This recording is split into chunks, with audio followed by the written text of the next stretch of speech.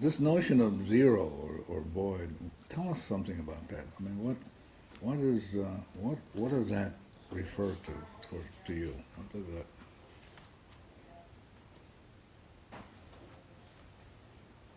Well, if you meditate and you find that place to where you're not thinking and you're just being, I would call that zero.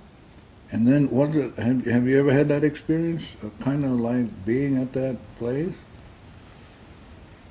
I have had that experience. Yeah, and so what does it feel like? I mean, what does it feel like? It's great. What It's wonderful. What does it mean, great? It's wonderful. It's really an experience of existence, of being, Okay. not of contrived expression but of just being, of that being. That's what we're talking about the oneness. Yeah. So the hooponopono that Morna developed, its purpose, its aim, the cleaning's aim is to get to that place called zero or the void. Or Yes, Morna would describe it like if you're walking along a path. We all walk along, fall over, walk, fall over, get up, fall over. Now the path would mean like in the flow. So more than often we're probably off.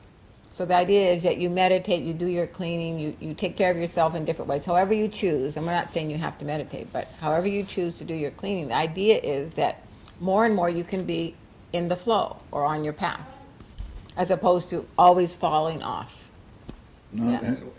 what's your experience about what do you have? Do you think many people have this experience or even notion that they could be that way, or is it that they're always they're so used to being off path or out of the flow they can't?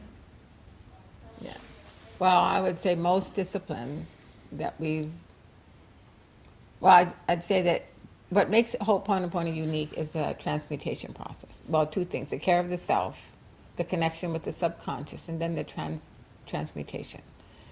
So we're not trying to outrun karma. We're not trying to override karmic situations. What we're doing is asking through repentance and forgiveness for that to be gathered up and petitioned for the transmutation. So once the transmutation happens, basically you're changing history. Not just within you, Yeah, but everywhere. Yeah, Why would it affect everything? It's that, what do they call it, the butterfly effect? The butterfly in South Africa flaps its wings and we get a tornado on the other side of the world. So it's something like that. It's that aspect of that a thought, everything is a thought, and that it has an impact on everything else as a thought. Now, does it have an impact on everybody else because everybody shares certain things in common? I mean, how can something outside of them affect them, as opposed to if we have shared kind of problems or Right. ties, or when you jerk, we all jerk, even though we may not know it, you know? Right. Because really, again, with the Ho'oponopono, the idea is you don't step 1 inch outside your own nose. You don't look outside your own nose 1 inch and outside your own toes 1 inch. So it has to all be within self. So with that in mind, we do affect everything within the self, which is outside in appearance or perception. So if you come in at zero or peace, then it affects how other people come. So Yes. let's say you're going to have a party. I mean, how do you prepare for the party? So in your mind, the party is about being peaceful, loving, caring, as opposed to the parties I used to go to in Waianae where it just ended up in riot. Right. Yeah. Well, I've had been. Yeah. What do you do to prepare when you're going to go someplace or you're going to go an event? Yeah, I would first be doing my Ho'oponopono process within myself.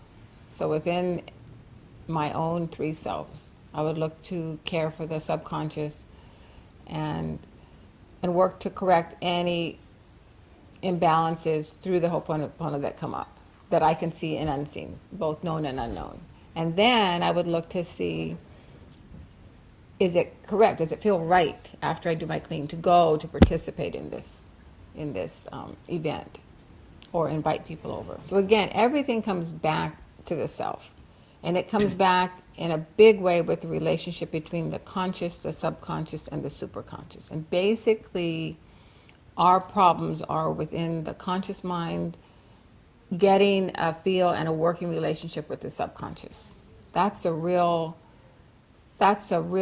block that we have learned. Like when you go to school as a child and the teacher says, "Why were you late?" It's not just that you were late. So you try to make up an excuse. You think, well, gee, what will the teacher want to hear from me? So rather than allowing the subconscious to just, I'm late, okay, I can clean with this, we force ourselves to, make up excuses or to do things that we think is correct. And so with this, getting back to the hooponopono, we're working on the relationship between the conscious, the subconscious, and the superconscious mind, and a good working relationship. Like when we go to the store and we pick up something to buy and we come home with it and they say, "Oh, thank you for getting that. Why did you pick it up?" "I don't know, it just felt right to pick it up." So we want to be in that flow, the gentle flow and the cleaning helps us to do this on a moment by moment basis.